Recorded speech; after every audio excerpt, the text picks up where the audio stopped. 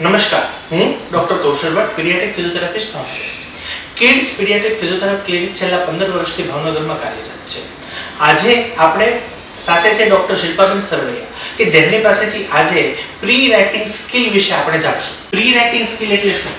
Pre writing skill એટલે કે બાળક જ્યારે લખતા શીખે એ પહેલા જે આપણે સ્કિલ કરે એને પ્રી રાઇટિંગ સ્કિલ કહેવાય.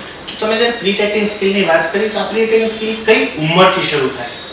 એની કોઈ ચોક્કસ ઉંમર નથી હોતી, પણ બાળક જ્યારથી હાથમાં વસ્તુ પકડે ત્યારથી એ શરૂ થતું હોય છે. તો મા-બાપ તમારી પાસે કયા કયા પ્રશ્નો સાથે આવે કે જેને પ્રી રાઇટિંગ સ્કિલની જરૂર હોય? અમારી પાસે બાળક યા તો બહુ આછું લખતો હોય, યા તો બહુ ઘાટું લખતો હોય, પેન્સિલ હાથમાં ના પકડતો હોય, યા તો બે શબ્દ વચ્ચે જગ્યા ના રાખતો હોય અને સીધી લીટીમાં ના લખતો હોય, એ પ્રકારના આવતા હોય છે. તો એઝ અ ફિઝિયો તરીકે કે પીડિયાટ્રિક ફિઝિયોથેરાપિસ્ટ તરીકે એની અંદર તમારો શું રોલ? અમે બાળકના કારણો શોધીએ છીએ અને તેના ઉપર કામ કરતા હોય છે, જેમ કે પ્રોપ્રિયોસેપ્શન, ટેક્ટાઇલ, હેન્ડ આઈ કોર્ડિનેશન છે, ગ્રીપ છે. ઓકે, તો તમે આ બધા પ્રોબ્લેમની વાત કરી તો એક પ્રશ્ન એવો આવે કે દરેક બાળકને પ્રી રાઇટિંગ સ્કિલની જરૂર પડે?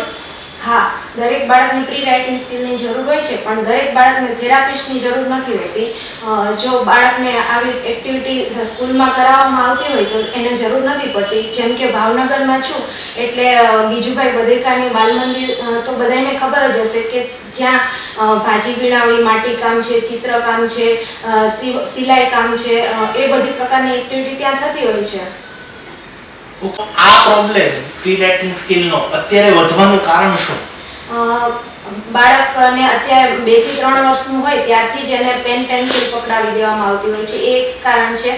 અને બીજું કે બાળકને હાલ નાનપણથી જ મોબાઈલ આપવામાં આવતો હોય છે, જેનાથી બાળક સ્ક્રોલિંગ અને રોલિંગ જ શીખતો હોય છે. તો આ સ્ક્રોલિંગ અને રોલિંગ છે એ પ્રી રાઇટિંગ સ્કિલ નથી. ખૂબ આભાર. તો આપણે શિલ્પાબેન પાસેથી જાણ્યું કે પ્રી રાઇટિંગ સ્કિલ એટલે હાથ લખવા માટે જે બેઝિક સ્કિલ્સની જરૂર પડે એને પ્રી રાઇટિંગ સ્કિલ કહેવાય, જેની અંદર પ્રી રાઇટિંગ સ્કિલ ડેવલપ કરવા માટે વિવિધ પ્રકારની પ્રવૃત્તિઓ ઘણી બધી સ્કૂલ જે કરાવતી હોય છે, જે લખતા પહેલા જરૂરી છે.